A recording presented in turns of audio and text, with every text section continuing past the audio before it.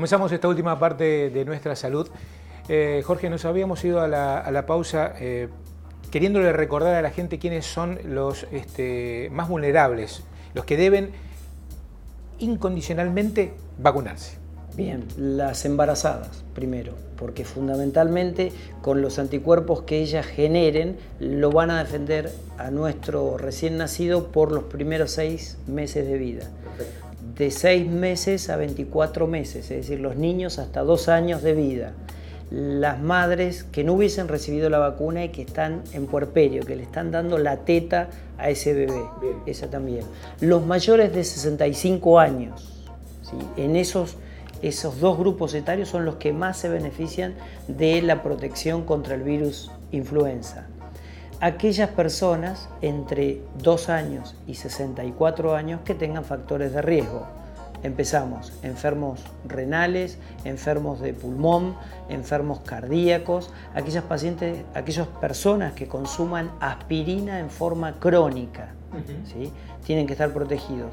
Los pacientes diabéticos, los pacientes que tengan enfermedades de los reumatólogos, ¿sí? Los famosos reumatismos y que tienen que recibir medicamentos como los corticoides u otros inmunosupresores, los pacientes trasplantados, los pacientes que viven con el virus de la inmunodeficiencia humana, aquellos que por supuesto su médico se los indique porque se exige que tenga arriba de una determinada cantidad de células de linfocito CD4, no cualquiera lo puede recibir a la vacuna. Recordar que la vacuna es a virus vivo atenuado. Sí, sí. Bien, aquellos que trabajan como ustedes... En salud. Me había olvidado de los clientes más importantes de salud, perdón. Pero sí, lo que sucede es que en salud han sido muy exitosas las campañas este año, por lo menos en las instituciones donde yo voy, nunca habíamos tenido el porcentaje de vacunas, de vacunas utilizadas que tuvimos este año antes de iniciarse la epidemia. Antes de empezar a girar el virus, ya teníamos todas las vacunas dadas o inyectadas. Bien, volvamos al laboratorio. Sí. Que es el invitado, que es la figura la figura de esta noche. ¿Hay algunas letras que a vos te interesaban que el doctor nos explique? Sí, que tienen que ver con lo que él hace. Sí, en principio lo que yo tenía ganas de que Luis nos explicara, porque uno en el consultorio, lo primero que los pacientes nos dicen, bueno, me tengo que ir a Buenos Aires, esto va a Buenos Aires. No, que nos quede claro que esto se hace en Neuquén, a 15, 20 cuadras de su casa. Estamos acá en Neuquén y que lo que nos facilita los tiempos, ganamos muchísimo tiempo. Y lo otro, que si nos puede explicar un poquito de eso que se llama biología molecular, qué significa cuando en el laboratorio un paciente nosotros le ponemos PCR, esa reacción de polimerasa en cadena. Laboratorio Central. ¿Dónde está el Laboratorio Central? En la calle Gregorio Martínez 65. Bien, ahí está. Sí. A ver, empiezo por contar qué significa la sigla que dice Jorge. PCR es la sigla en inglés de una técnica que se llama reacción en cadena de la polimerasa. Es la base fundamental del diagnóstico de biología molecular. La biología molecular es una cosa mucho más amplia, la PCR es solo la parte de diagnóstico, una reacción de diagnóstico. Es la que aplicamos para el diagnóstico de bacterias y virus, fundamentalmente orientada a enfermedades infecciosas.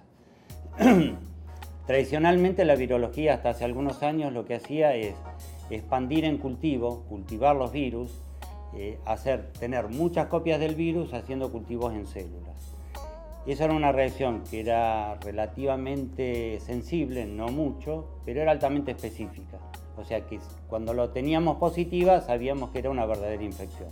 Eso llevaba mucho tiempo, así que no tenía mucha aplicación diagnóstica. Lo que hacemos con la PCR es, sin necesidad de expandir el virus por cultivo, no tenemos más copias del virus, sino que lo que hacemos es tener más copias del DNA del virus o del RNA del virus si es un virus RNA, como el caso de influenza que nos ocupa ahora. Lo que hacemos con una reacción de PCR es por cada molécula de RNA del virus de influenza tenemos 1000 millones de copias de esa molécula. O sea, en una muestra de un paciente con dificultad respiratoria vamos a tener muchas copias del virus y vamos a tener miles de millones multiplicado por esa cantidad de copias del virus esa cantidad tan grande de virus lo que hace que nosotros lo podamos detectar mucho más fácilmente que si tuviéramos muy pocas copias. En la muestra directamente no lo detectamos. Si le hacemos la reacción en polimerasa, la reacción en cadena de la polimerasa, o sea la PCR, vamos a tener miles de millones de copias y es muy fácil la detección. Entonces la reacción de PCR lo que hace es darle más sensibilidad y, como lleva solo horas, más rapidez al diagnóstico. Antes el diagnóstico se hacía por cultivo y prácticamente no tenía utilidad clínica porque el paciente, cuando teníamos el resultado, ya estaba curado, sí, o había tenido el desenlace que la enfermedad y las condiciones del paciente hubieran determinado. Ahora con esto tenemos el resultado en horas. Lo que sí es importante recalcar que no todos los pacientes necesitan tener diagnóstico por PCR. Hay determinadas condiciones que es imprescindible, determinadas condiciones que es recomendable y en otros casos que directamente no es necesario. Esos casos los determina el médico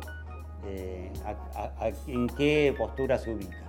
No, como norma uno tiene que saber que al empezar a girar el virus ya no es, se medica y se diagnostica con cuadro clínico compatible. Lo que charlábamos hace una semana atrás o 2 semanas atrás, que decíamos 39 grados de fiebre, mal estado general, dolor corporal, articulaciones, realmente mal estado, que el paciente no puede deambular, tiene que hacer reposo. Ese es el cuadro clínico compatible. Tos, agregado dolor de cabeza. Teniendo ese cuadro y estando girando el virus, no es necesario el diagnóstico, sino empezar inmediatamente el tratamiento. Ideal es antes de las 48 horas para reducir el tiempo de convalecencia y de que esos síntomas se caigan rápidamente. Una cosita yo quería preguntar, ¿tenemos tiempo? Prácticamente nada, pero decime. Pero sobre el cierre diría, que Luis nos comente, aparte de influenza, ¿qué más se puede hacer acá en Neuquén? ¿O ustedes están haciendo? Sí, por ahí es importante lo que dice Jorge, de aclarar para influenza en 2 palabras. Lo que hacemos acá de diagnóstico es lo mismo que se hace en Buenos Aires o en cualquier centro de los más desarrollados del país. Eso como para darle tranquilidad a la población. Mandar la muestra a Buenos Aires para hacer diagnóstico no tiene ninguna utilidad porque lo mismo que le puede hacer el Instituto Malbrán en diagnóstico es lo que estamos haciendo nosotros desde hace varios años acá. El laboratorio nuestro, para completar lo que dice Jorge, es un laboratorio que hace diagnóstico molecular microbiológico, hace histocompatibilidad, en la compatibilidad de donantes de órganos y receptores para trasplante, y va a empezar a hacer filiación y genética molecular y forense.